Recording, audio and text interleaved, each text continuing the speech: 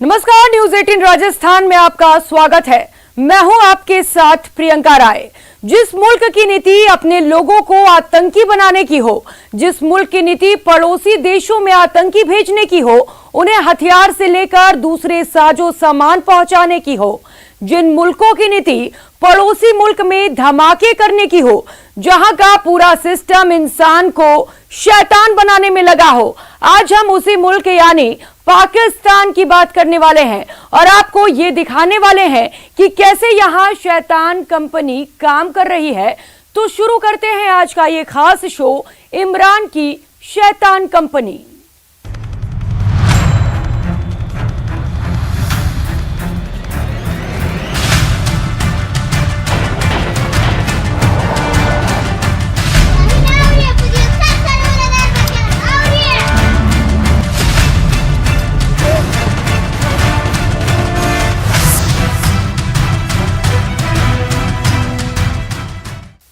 चोर चोरी से जाए, हेरा फेरी से ना जाए, कुछ ऐसा ही हाल है पाकिस्तान का। पाकिस्तान एलओसी पर सीज फायर के लिए तो राजी हो गया, लेकिन इसके साथ ही उसने भारत के खिलाफ नई साजिश की बुनियाद रख दी। साजिश एलओसी पर आतंकी घुसपैठ की। दरअसल पाकिस्तान सेना 3 दर्जन से ज्यादा आतंकियों को सरहद पार कराने की फिराक में है। खास बात यह है कि जनरल बाजवा ने इन शैतानों को कई भाषाएं सिखाई हैं। ऐसा क्यों, आइए दिखाते हैं आपको।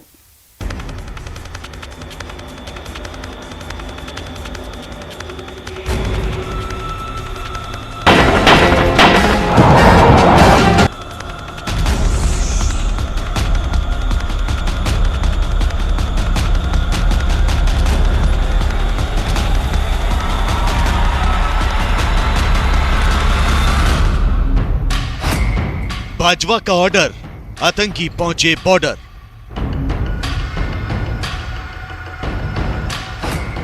घुसपैठ की फिराक में 3 दर्जन से ज्यादा आतंकी।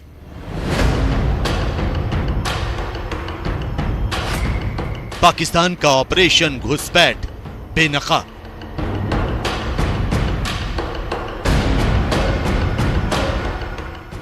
पच्चीस फरवरी 2021 यानी वो तारीख जब भारत और पाकिस्तान के बीच एलओसी पर सीज फायर का ऐलान हुआ था।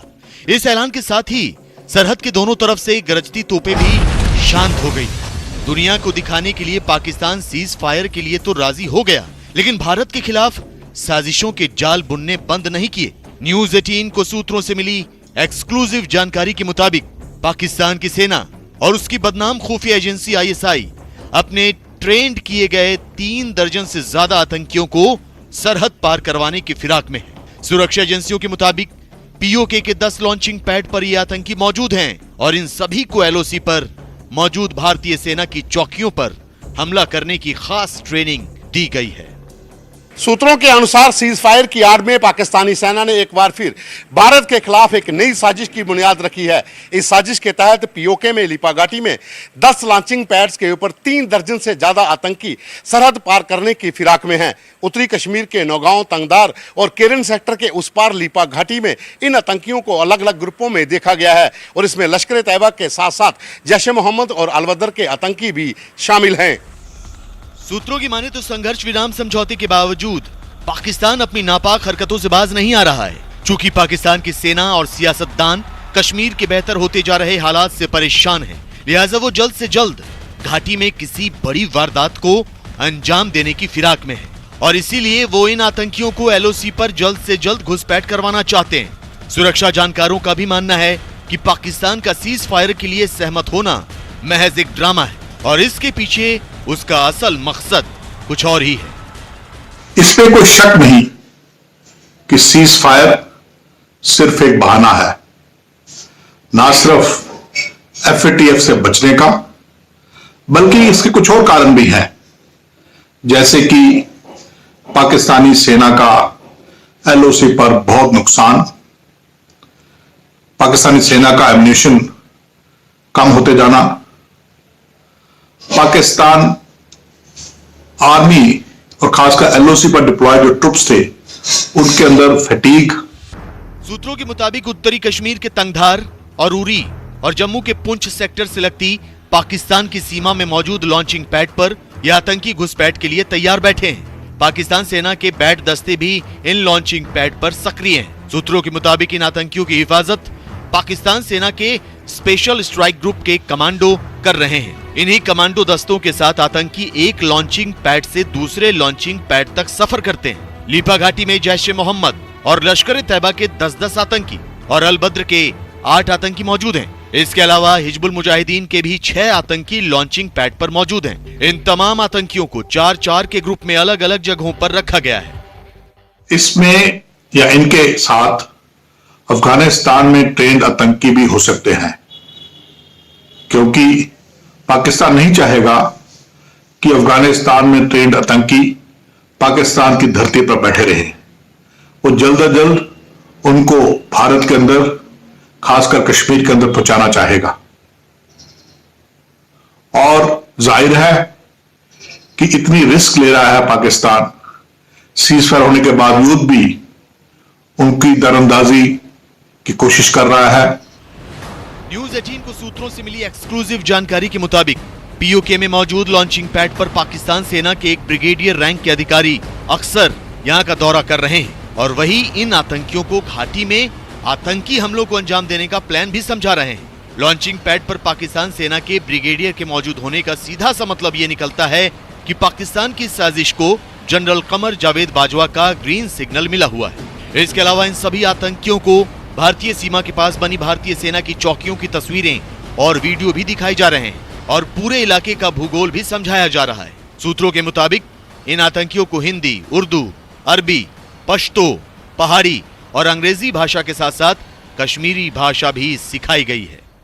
सूत्रों का कहना है कि घुसपैठ करने वाले आतंकियों ने पाकिस्तानी खुफिया एजेंसी आईएसआई के जरिए कश्मीर में सक्रिय आतंकी संगठनों जिसमें टीआरएफ, पीएफएफ, लश्कर-ए-मुस्तफा और गजनवी फोर्स जैसे सक्रिय संगठनों के कमांडरों के संपर्क में हैं, ताकि पाकिस्तान से घुसपैठ करने के बाद इनको यहां पर स्थानीय मदद मिल सके। गौरतलब है कि पाकिस्तानी खुफिया एजेंसी आईएसआई ने कुछ वक्त पहले कश्मीर में सक्रिय आतंकी संगठनों के नाम बदल दिए ताकि पाकिस्तान दुनिया भर को ये दिखा सके कि कश्मीर में सक्रिय इन आतंकी संगठनों से उसका कोई नाता नहीं है। सूत्रों का कहना है कि पाकिस्तान के सियालकोट सूबे में सभी आतंकियों को पाकिस्तानी सेना की एक स्पेशल यूनिट ने 3 महीने की कड़ी ट्रेनिंग के बाद तैयार किया है। ट्रेनिंग पूरी होने के बाद इन सभी आतंकियों को पीओके के लॉन्चिंग पैड पर पहुंचाया जा चुका है। इनमें से कुछ आतंकी अफगानिस्तान में भी ऑपरेट कर चुके हैं। इसके अलावा दुनिया को दिखाने की गरज से पाकिस्तान के ही इशारे पर घाटी में सक्रिय आतंकी संगठनों ने भी अपने नाम बदले हैं, ताकि पाकिस्तान ये साबित कर सके कि घाटी में मौजूद आतंकी संगठनों से उसका कोई संबंध नहीं है। नाम बदलने से क्या होता है, यह पाकिस्तान भी अच्छी तरह जानता है। पाकिस्तान ये चाल कई बार खेल चुका है, लेकिन इस बार उसका मकसद यह था कि इन तंजीमों को इस प्रकार के नाम देने जिससे लगे कि ये भारत या कश्मीर के अंदर ही पनपी हुई कोई रेजिस्टेंस मूवमेंट है या इस प्रकार की मूवमेंट है जो कि भारत सरकार के खिलाफ है। जहां कोरोना की वजह से सब कुछ ठप्प है, वहीं आतंकी संगठनों में युवाओं को बहला फुसलाकर, डरा धमकाकर शामिल करने का सिलसिला बदस्तूर जारी है। अगर आंकड़ों पर गौर करें तो इस साल 1 मई तक कुल 38 कश्मीरी युवाओं ने आतंकी संगठनों को ज्वाइन किया, जबकि पिछले साल मई महीने तक 49 लोगों ने आतंक का दामन थामा था। पिछले 2 साल के आंकड़ों पर नजर डालें तो साल 2020 में 166 और साल 2019 में 119 कश्मीरी युवाओं ने बंदूक उठाई थी। हालांकि सेना का ऑपरेशन ऑल आउट जारी है। इस साल 1 जून तक सुरक्षा बल ने 48 आतंकियों को एनकाउंटर में मार गिराया। पिछले साल जून की पहली तारीख तक 60 आतंकियों को सुरक्षा बल ने ढेर किया था। मारे गए आतंकियों में सबसे ज्यादा हिजबुल मुजाहिदीन के 16, लश्कर के 11, जैश-ए-मोहम्मद के 3, अल-बद्र के 9, अंसार गजवतुल हिंद के 4 और दूसरे आतंकी संगठनों से जुड़े 4 दहशतगर्द शामिल हैं। सुरक्षा जानकारों का मानना है कि एक तरफ तो पाकिस्तान FATF यानी फाइनेंशियल एक्शन टास्क फोर्स की ग्रे लिस्ट से बाहर आने के लिए बुरी तरह से छटपटा रहा है और दूसरी तरफ वो अपने पाले हुए आतंकियों के जरिए कश्मीर में भी अशांति फैलाना चाहता है। लेकिन ज्यादातर नए आतंकियों को बंदूक उठाने के महज 2 से 3 महीने के भीतर ही ढेर कर दिया जा रहा है और जिस तरह भारतीय सेना घाटी में रोजाना आतंकियों को सफाया कर रही है, उसे देखते हुए लगता है कि जनरल बाजवा का ऑपरेशन घुसपैठ भी नाकाम हो जाएगा। अफगानिस्तान में पाकिस्तान के इशारे पर आतंकी वारदातों को अंजाम देने वाला तालिबान एक ऐसी साजिश रच रहा है जिसके बारे में सुनकर आप दंग रह जाएंगे। अमेरिकी सेना की वापसी के बाद ही तालिबान के आतंकी अफगानिस्तान के सुरक्षा बलों पर हमले का ब्लूप्रिंट तैयार करने में लगा है। खतरे का सबब तो यह है कि तालिबान के इस खूनी ब्लूप्रिंट में बच्चों का अहम किरदार है। जी हां, तालिबान बच्चों को आतंकी वारदात के लिए तैयार कर रहा है।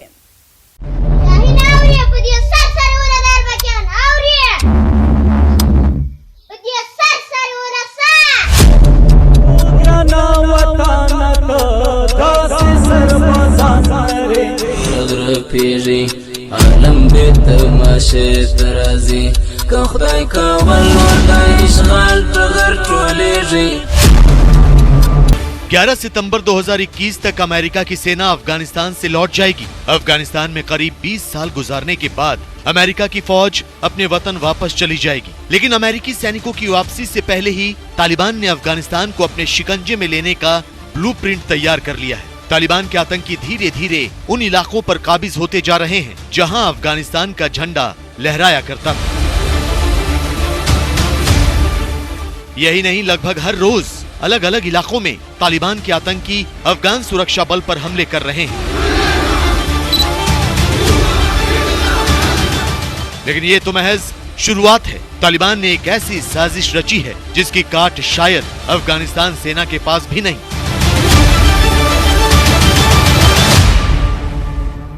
तालिबान अफगान सेना के खिलाफ बच्चों के इस्तेमाल की खतरनाक साजिश रच रहा है। तालिबान बच्चों को ह्यूमन शील्ड की तरह इस्तेमाल करके अफगान सेना का मनोबल तोड़ना चाहता है। बेहद कम वक्त में आतंकी संगठन तालिबान ने 1000 से ज्यादा बच्चों की भर्ती भी कर ली है।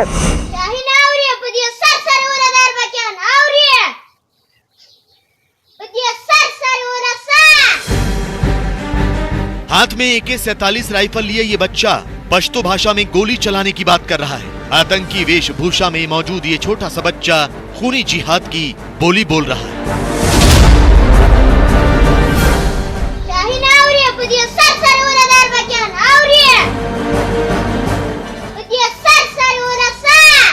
लेकिन ये तो तालिबान की बच्चा ब्रिगेड का सिर्फ एक सिपाही है। आतंकी संगठन तालिबान अफगानिस्तान में इस जैसे कई बच्चों की भर्ती कर एक ऐसी कातिल फौज तैयार कर रहा है जो न सिर्फ कत्लेआम मचाएगी बल्कि अफगानिस्तान सेना की हर हलचल की खबर भी तालिबान तक पहुंचाएगी। इस जैसे मासूम से दिखने वाले बच्चों का ब्रेन वॉश कर इन्हें दहशतगर्द बनाया जा रहा है। खुफिया सूत्रों से मिली जानकारी के मुताबिक अफगानिस्तान का आतंकी संगठन तालिबान बच्चों का इस्तेमाल मानव बम और ह्यूमन शील्ड के तौर पर करना चाहता है। अपने इस मकसद को अंजाम तक पहुंचाने के लिए तालिबान बड़े पैमाने पर बच्चों की भर्ती कर रहा है। पिछले कुछ महीनों में ही तालिबान 1000 से ज्यादा बच्चों की भर्ती कर चुका है। बच्चों के इस्तेमाल के जरिए तालिबान अफगान सुरक्षा बल का मनोबल तोड़ना चाहता है। अगर कोई बच्चा अफगान सुरक्षा बल के करीब जाएगा तो वो उस पर हमला करने से कतराएंगे और इसी का फायदा उठाकर तालिबान के आतंकी अफगानिस्तान सेना पर हमला कर सकेंगे।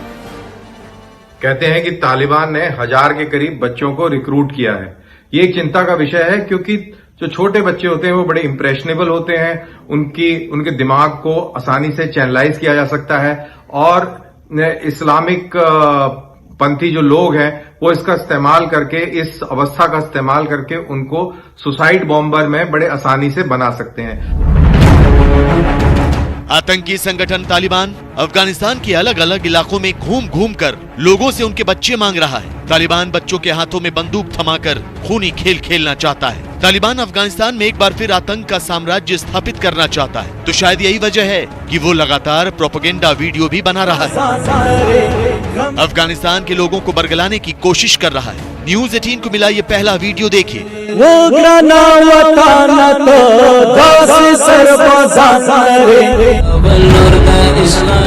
अब देखिए तालिबान का ये दूसरा प्रोपेगेंडा वीडियो जिसके जरिए अफगानिस्तान का ये खूंखार आतंकी संगठन पूरे मुल्क पर कब्जे का दावा कर रहा है। पर सर बस पिन बैरग रफेरी आलम बेत माशे तराजी का खुदाई का वल्लोर दा इश्गाल तगर टोलेरी। दरअसल तालिबान जून के महीने में अफगान सुरक्षा बल को बड़ा नुकसान पहुंचाने और उनका मनोबल तोड़ने के लिए बड़े हमलों को अंजाम देने की फिराक में है। स्प्रिंग ऑफेंसिव के नाम से हर साल तालिबान ऐसी वारदातों को अंजाम देता रहा है, लेकिन इस बार चुनौती बड़ी है। अफगानिस्तान के सुरक्षा बल को अमेरिका और भारत में प्रशिक्षण मिला है। सेना के पास अत्याधुनिक हथियार भी हैं और अफगानिस्तान की सेना पहले से कहीं ज्यादा ताकतवर हो गई है। लिहाजा तालिबान आम जनता का समर्थन हासिल करने की कोशिश के साथ बच्चों को ढाल बनाना चाहता है। अधिकतर जो सुसाइड बॉम्बिंग्स हैं वो बच्चों द्वारा ही की गई हैं। दूसरी चीज, ये बच्चे काफी इनोसेंट होते हैं, इनोसेंट लुकिंग होते हैं, तो ये आसानी से किसी भी जगह पर पेनिट्रेट कर सकते हैं, जा सकते हैं। तो इंटेलिजेंस गैदरिंग भी एक इनको काम दिया जा सकता है और दिया जाता है। तो ये दो मुख्य कारण हैं, एक तो टो लेना और दूसरा आत्मघाती दस्तों का हिस्सा बनना, जो मेरे को लगता है ज्यादा बड़ी अहमियत वाली चीज है।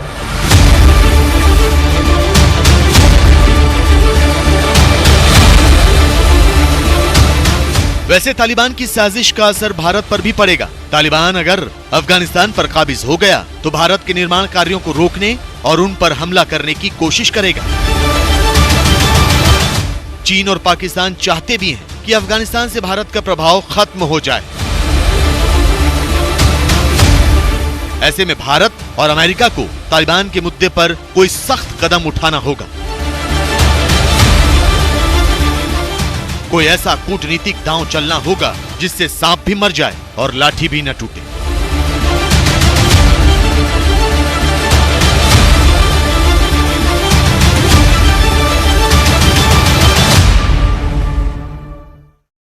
एक तरफ पाकिस्तान अपनी आतंक नीति की वजह से पूरी दुनिया में रुस्वा हो रहा है, तो दूसरी तरफ इमरान खान थप्पड़ कांड से सहमे हुए हैं। दरअसल इमरान खान की पार्टी के नेता फिरदौस ने एक डिबेट शो के दौरान विपक्षी पार्टी के सांसद को तमाचा जड़ दिया। देखते ही देखते ये खबर पाकिस्तान में सुर्खियां बटोरने लगी और लोग इसे पाकिस्तान के नए झलक का करार देने लगे।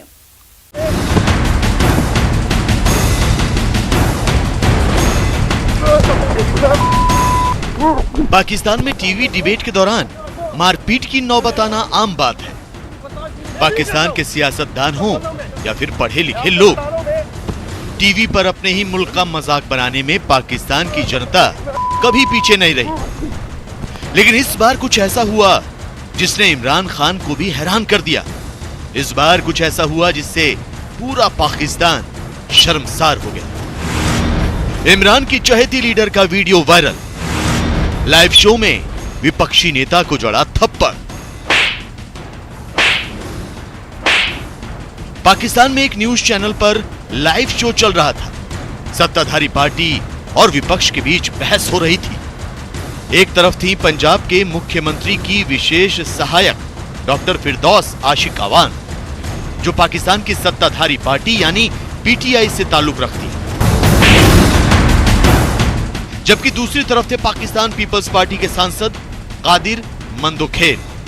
बिजली कटौती पर बहस हो रही थी, जो कब पाकिस्तान में हाल ही में हुए रेल हादसे पर पहुंची और उसके बाद फिरदौस आशिक अवान के भ्रष्टाचार के मुद्दे पर पता ही नहीं चला।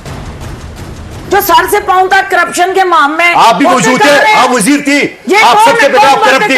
आपने बसों में करप्शन नहीं किए। जब आपको वजीर इत्तलात से हटा दिया तो आपके खिलाफ खबरें 10% आपने इत्तलात के कमीशन नहीं लिए, आपने कमीशन नहीं लिए। झूठ बोल रहे हैं, साबित करोगे? साबित है बिल्कुल, क्योंकि आपकी जान को बात करें, आपने करप्शन की है। सबसे बड़ी करप्ट आप है। आपने पीपल्स पार्टी के दौर में बात की है, बकवास आप करी हो। लेकिन इसके बाद जो हुआ वो हैरान करने वाला था। इमरान की पार्टी की नेता फिरदौस आशिक अवान अपना आपा खो बैठी। गाली गलौज करने के बाद उन्होंने पीपीपी के सांसद कादिर मंदोखेल को थप्पड़ जड़ दिया। बस यार, बस मेरा क्यों हो गया?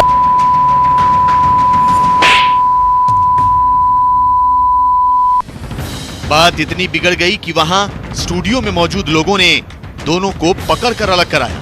बस यार, बस मेरा क्यों हो गया?